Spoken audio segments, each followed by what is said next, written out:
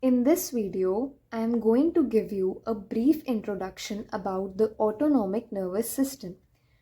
This whole series will be about the autonomic nervous system pharmacology consisting of the cholinergic, anticholinergic, adrenergic and anti-adrenergic systems. But before understanding all of that, it is important to understand the autonomic nervous system itself.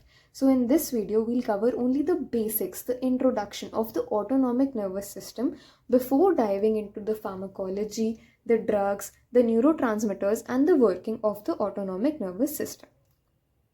So, as we know, the nervous system is composed of central nervous system and peripheral nervous system. Central nervous system में brain और spinal cord आते हैं और peripheral nervous system में वो सारी nerves आती हैं जो कि ब्रेन और स्पाइनल कॉर्ड से ओरिजिनेट करती हैं. क्रेनियल नर्व्स ब्रेन से ओरिजिनेट करती हैं, स्पाइनल नर्व्स स्पाइनल कॉर्ड से ओरिजिनेट करती हैं. There are 12 pairs of cranial nerve while 31 pairs of spinal nerves. So हमें इतना पता चल गया that CNS is composed of brain and spinal cord while the PNS is composed of nerves consisting of cranial nerves and spinal nerves. But now there is a bifurcation of the peripheral nervous system. The peripheral nervous system is subdivided into autonomic nervous system and somatic nervous system. Now what are autonomic nervous system and somatic nervous system? Somatic nervous system PNS का वो part है जो कि voluntary muscles, voluntary functions, voluntary actions से related है.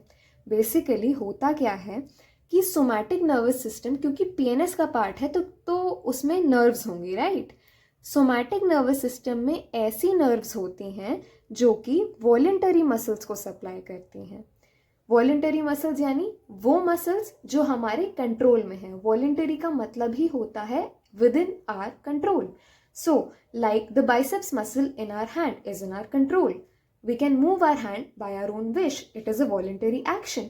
सो somatic nervous system supplies a voluntary muscle. while autonomic nervous system, as the name suggests, autonomic means involuntary itself. So autonomic nervous system में ऐसी nerves आती हैं जो कि involuntary muscles को supply करती हैं. इनवॉलेंटरी का मतलब जो हमारे कंट्रोल में नहीं है, like the pumping beating of our heart. हम लोग का हार्ट हमारे विल से नहीं पंप बीट करता है. It just beats and goes on and on. So it is an involuntary action. So the nerve supplying involuntary muscles like the cardiac muscle of the heart come under the autonomic nervous system. Another difference between the somatic nervous system and the autonomic nervous system is that somatic nervous system में एक ही nerve fiber सारा काम करता है, जबकि autonomic nervous system में दो nerve fibers synapse बनाते हैं और conduction या एक्शन को कंप्लीट करते हैं. साइनैप्स का मतलब है दो नर्व फाइबर्स का meeting point in simple terms. So somatic nervous system में fibres do not synapse, that is only a single fibre carries out the entire action, while in autonomic nervous system fibers synapse, as you can see in this diagram. This is autonomic nervous system. This is one fiber and this is another fiber and a synapse is created.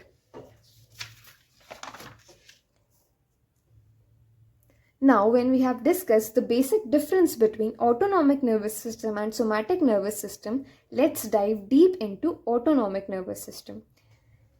Autonomic nervous system is further divided into sympathetic system and parasympathetic system. अगर मैं sympathetic system और parasympathetic system का basic intro, basic difference बताऊं तो sympathetic system वो है जो कि हमें इमरजेंसी, फाइट, फ्राइट जैसी सिचुएशन से डील करने में हेल्प करता है, और पैरासिम्पैथेटिक सिस्टम वो है जो कि रिलैक्स स्टेट में काम करता है, जैसे कि रेस्ट स्टेट, डाइजेस्ट स्टेट. तो sympathetic is for emergency, parasympathetic is for rest. Now, we'll discuss some basic differences between sympathetic system and parasympathetic system. तो sympathetic system के जो nerve fibers हैं वो डोर्सोलंबर एरिया से ओरिजिनेट करते हैं और पैरासिम्पथेटिक के जो नर्व फाइबर्स हैं वो क्रेनियोसेक्रल एरिया से ओरिजिनेट करते हैं. Now this might seem very confusing और alien to you, but it is very simple. We can understand this with this simple diagram. As you can see, this is the brain and this is the spinal cord. The spinal cord is divided into 4 regions: cervical region, thoracic region, lumbar region and sacral region.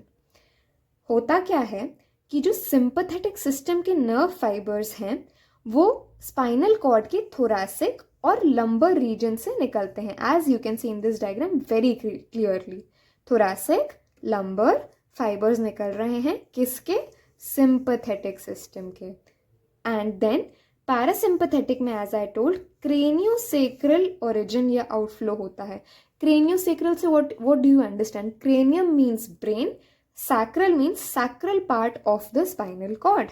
So इसमें both brain and spinal cord से nerve fibers निकल रहे हैं. Brain से कौन से वाले? Brain के 12 cranial nerves होते हैं, right?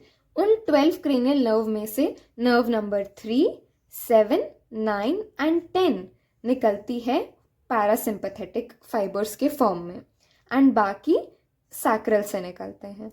So out of 12 cranial nerves, only 4 nerves, that is the 3rd, 7th, 9th and 10th nerves are parasympathetic.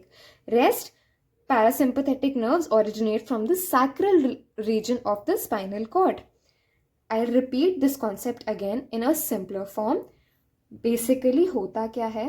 Sympathetic nerve fibers और parasympathetic nerve fibers का जो origin है वो different है. Sympathetic nerve fibers spinal cord से निकलते हैं और स्पाइनल कॉर्ड के भी बहुत स्पेसिफिक रीजन से. कौन सा स्पेसिफिक रीजन? थोरैकोलंबर रीजन या डोर्सोलंबर भी बोलते हैं उसे. तो थोरैकोलंबर रीजन से निकलते हैं sympathetic nerve fibres. Just remember this diagram and it will be very easy for you. Thoracic, lumbar, sympathetic fibres, right? But parasympathetic nerve fibres निकलते हैं क्रेनियोसेक्रल रीजन से. क्रेनियो वर्ड आते ही समझ जाना चाहिए कि ब्रेन इज इन्वॉल्व. सो यहाँ पे ब्रेन से 3rd, 8th, 9th and 10th nerves निकलते हैं as parasympathetic nerves, while some originate from the sacral part of the spinal cord.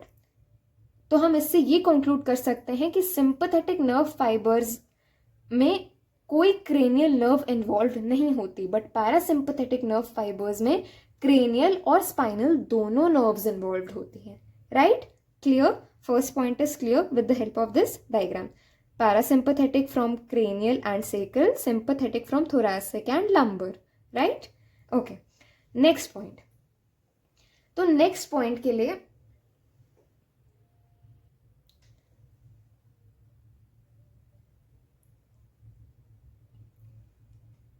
Now next point के लिए हमें गैंग्लिया समझना होगा. What is ganglia? In very simple terms I am going to tell you what is ganglia. We are not going to go in depth. Ganglia क्या होता है? Ganglia को हम कह सकते हैं cluster of cell bodies of neurons. Neuron का structure basic पता होगा सबको, राइट? न्यूरॉन के बेसिक स्ट्रक्चर में सेल बॉडी होती है. क्लस्टर ऑफ सेल बॉडीज को हम गैंग्लिया बोलते हैं. ओके, सो हम एक डायग्राम देखेंगे और हम ये पॉइंट को बहुत आसानी से समझ जाएंगे. ये है हमारा पैरासिम्पैथेटिक सिस्टम और ये दोनों हैं हमारे sympathetic system. For now just focus on this and this diagram. Okay, parasympathetic system में एज यू कैन सी इसे हम बोलते हैं गैंग्लियन. ठीक, ganglion. Pre ganglionic nerve fibre लंबा है. गैंग्लियन से पहले वाले नर्व फाइबर को हम प्री गैंग्लियोनिक नर्व फाइबर बोलते हैं. गैंग्लियन के बाद वाले को पोस्ट गैंग्लियोनिक नर्व फाइबर बोलते हैं.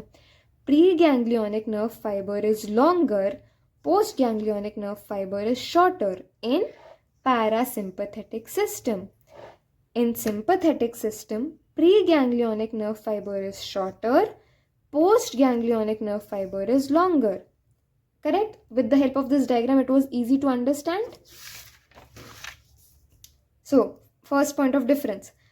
Ganglia close to spinal cord, away from organ, close to organ, away from spinal cord. हुआ क्या, देखो हमने समझ लिया गैंग्लिया क्या है, प्री गैंग्लियोनिक फाइबर क्या है, पोस्ट गैंग्लियोनिक फाइबर क्या है, करेक्ट। तो यहाँ पे गैंग्लिया ये था, अब तुम बताओ ये ऑर्गन यहाँ पे लाई कर रहा है और यहाँ पे हमारा central nervous system, spinal cord, ये सब लाई कर रहा है, करेक्ट। पैरासिम्पथेटिक नर्वस सिस्टम में गैंग्लिया ऑर्गन के पास है कि सेंट्रल नर्वस सिस्टम के पास है? Think it out yourself. Very easy, we can say that in parasympathetic nervous system, the ganglia is closer to the organ and away from the central nervous system. क्यों? क्योंकि pre ganglionic fibre लंबा था, ganglia दूर हो गया, organ के पास हो गया और सेंट्रल नर्वस सिस्टम से दूर हो गया, correct.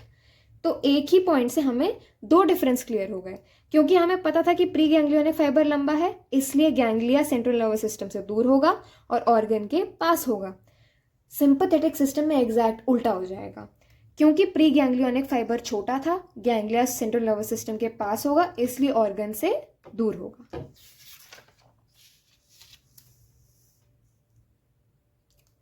So ganglia in sympathetic nervous system close to spinal cord because preganglionic fiber was short, and away from organ again because preganglionic fiber was short या फिर postganglionic fiber was long.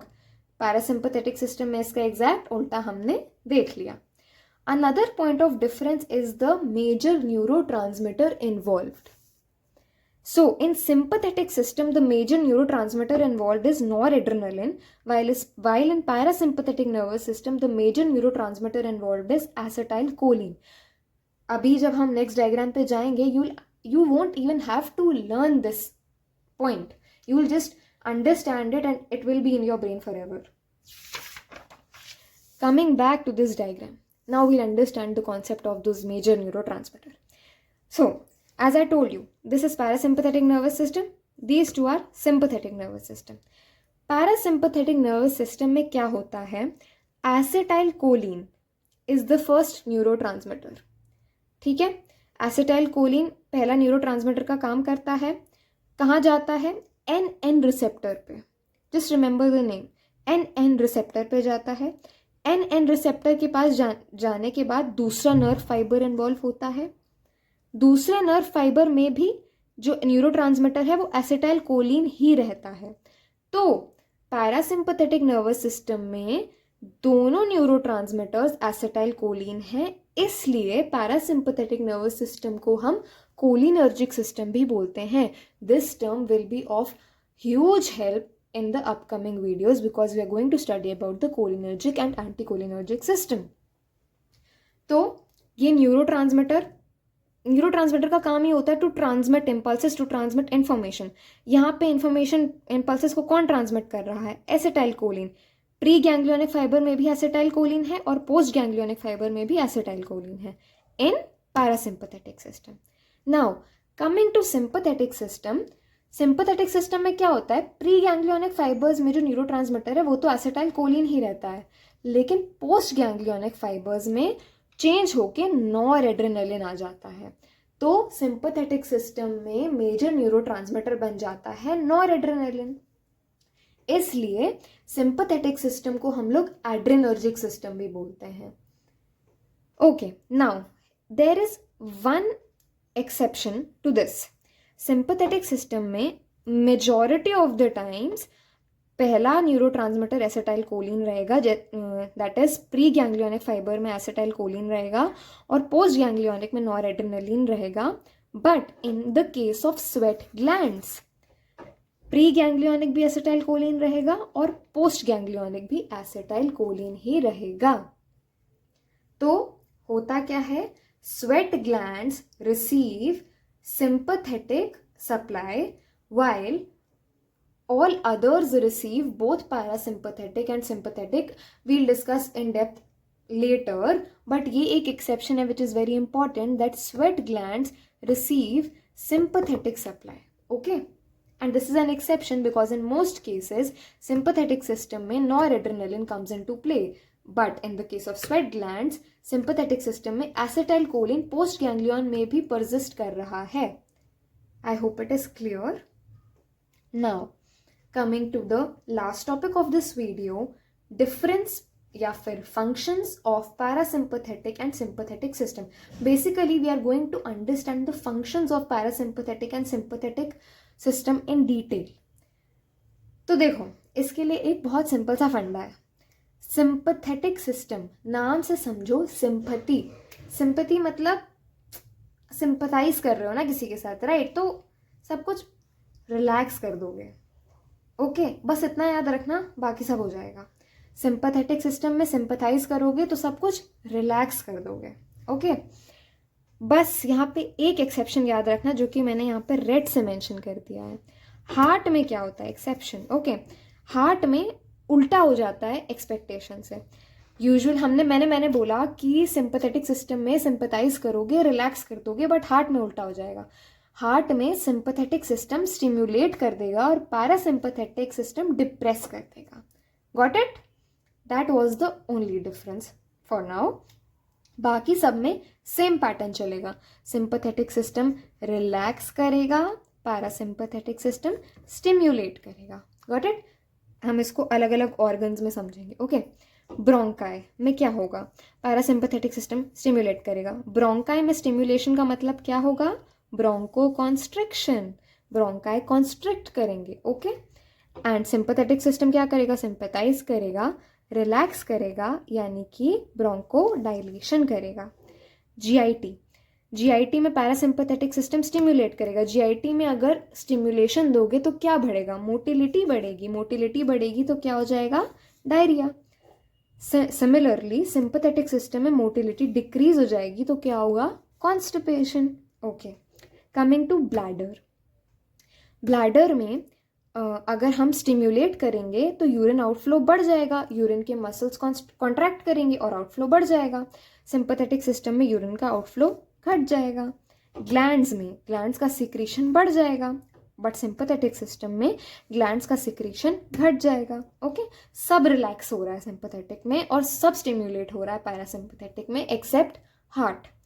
Lastly pupil. This is important because of miosis and mydriasis term. सब बहुत confuse हो जाते हैं इसमें. तो होता क्या है? प्यूपिल में पैरासिम्पैथेटिक सिस्टम स्टिम्युलेट करेगा यानी कि कॉन्स्ट्रिक्ट करेगा, छोटा करेगा. प्यूपिल छोटा होगा, उसे हम बोलते हैं मियोसिस या myosis, miosis, whatever you want to call it. And sympathetic system में उस प्यूपिल को डायलेट करेगा यानी मिड्रियासिस. इन दो टर्म्स में हमेशा कंफ्यूजन रहता है, इसको ऐसे याद रखो, मिड्रियासिस बड़ा यानी प्यूपिल बड़ा यानी dilated प्यूपिल. I hope the video was clear and all the basic concepts of autonomic nervous system were clear to you. In the upcoming videos, we'll discuss more about the pharmacology. Thank you.